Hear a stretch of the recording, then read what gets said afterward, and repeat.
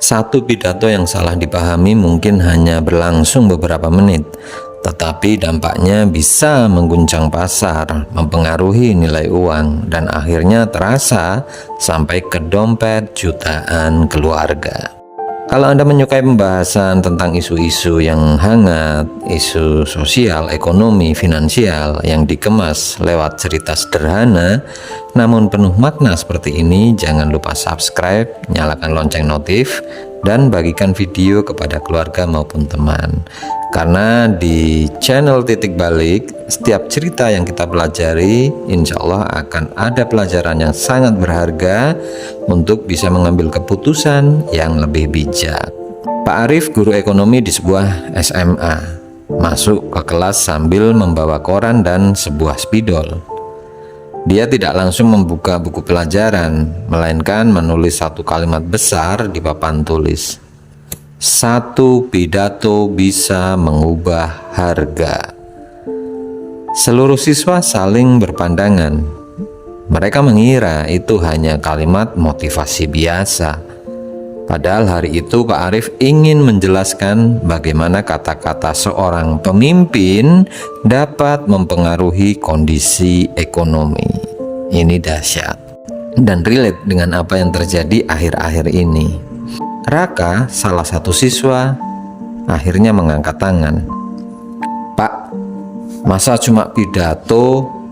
Bukannya uang itu bergerak karena barang yang dijual atau yang dibeli? Teman-temannya mengangguk setuju. Pertanyaan itu memang sering muncul di benak banyak orang. Pak Arif pun tersenyum. Bayangkan ini Raka, seorang pemimpin berbicara di depan jutaan orang. Investor, pelaku usaha, bank, bahkan negara lain pun ikut mendengarkan kan? Kalau pesan yang disampaikan jelas, pasar menjadi tenang.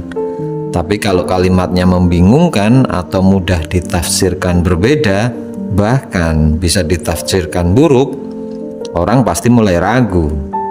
Dan dalam dunia keuangan ini Raka, keraguan seringkali lebih mahal daripada kenyataan.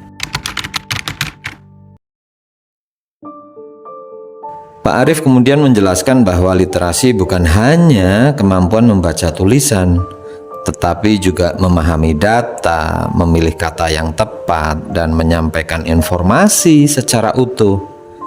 Seorang pemimpin sering menghadapi persoalan yang rumit memang. Karena itu, kemampuan menjelaskan persoalan dengan baik menjadi sangat penting. Pak, jadi kalau ada pidato yang kurang jelas, apa otomatis ekonomi jadi buruk, Pak?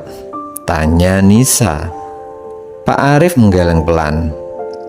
Tidak sesederhana itu, Nis. Ekonomi dipengaruhi banyak faktor, namun komunikasi yang kurang tepat bisa menambah ketidakpastian. Ketika ketidakpastian meningkat, sebagian pelaku pasar memilih menunggu, bahkan menarik investasinya yang lebih parah. Dia lalu memberi contoh sederhana. Di kampung saja ini, Nis, kalau ketua RT mengumumkan sesuatu dengan informasi yang setengah-setengah, warga langsung punya banyak tafsir. Ada yang panik, ada yang menyebarkan rumor. Apalagi di tingkat negara, dampaknya bisa lebih jauh, bisa lebih besar. Karena yang mendengar bukan hanya masyarakat, tetapi juga pelaku ekonomi dari berbagai belahan dunia. Pak Arif menggambar sebuah lingkaran di papan tulis. Di tengahnya dia menulis kata kepercayaan. Ekonomi modern banyak berjalan di atas kepercayaan. Orang menabung karena percaya bank itu aman. Investor menanam modal karena percaya situasi stabil. Perusahaan merekrut karyawan karena percaya permintaan akan tetap ada. Raka mulai memahami. Berarti kalau pidato membuat orang kehilangan rasa percaya, uang bisa berhenti berputar, Pak. Pak Arif mengangguk. Ya, bukan karena pidatonya Raka yang mencetak atau menghilangkan uang, tetapi karena keputusan jutaan orang berubah secara bersamaan. Itu yang fatal. Bel berbunyi, tetapi seluruh kelas masih memperhatikan. Pak Arief menambahkan, pasar bukan hanya menghitung angka, pasar juga membaca nada bicara. Ini yang penting dan perlu kalian perhatikan. Pasar membaca pilihan kata dan arah kebijakan. Karena itu komunikasi yang baik sering menjadi bagian penting dalam menjaga stabilitas ekonomi. Kalian catat itu ya.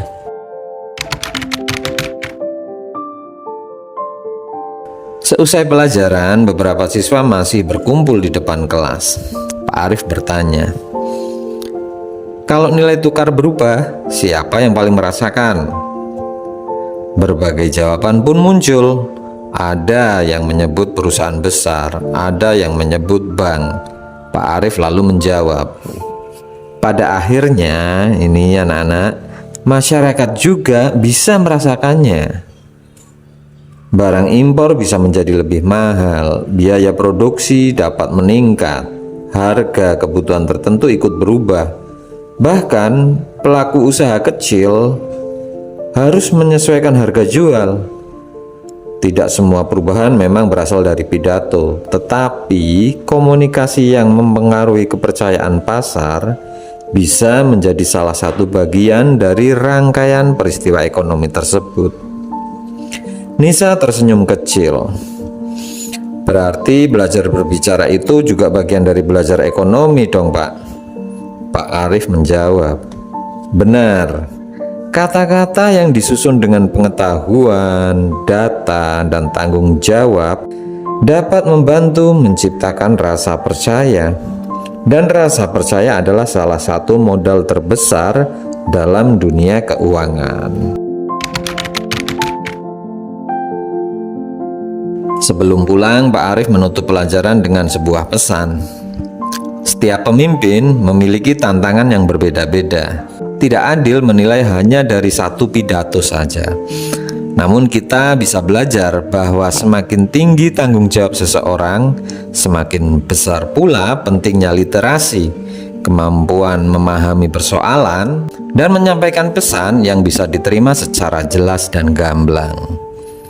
Raka mengangguk sambil berkata, sekarang saya mengerti, Pak, kenapa berita ekonomi sering membahas isi pidato seorang pemimpin. Ternyata yang dinilai bukan hanya kata-katanya ya, tetapi juga dampaknya terhadap kepercayaan banyak orang. Pak Arief menatap seluruh kelas. Kalau kalian ingin memiliki masa depan finansial yang lebih baik, jangan hanya belajar mencari uang. Belajarlah memahami informasi, berpikir kritis, dan berkomunikasi dengan baik. Karena dalam dunia keuangan, keputusan besar seringkali dimulai dari pemahaman yang benar dan kata-kata yang tepat. Itulah mengapa literasi adalah investasi yang nilainya terus bertambah sepanjang hidup. Oke, bila Anda menyukai cerita semacam ini yang mengangkat isu-isu sosial, isu-isu hangat, jangan lupa subscribe. Sampai bertemu lagi di episode titik balik selanjutnya.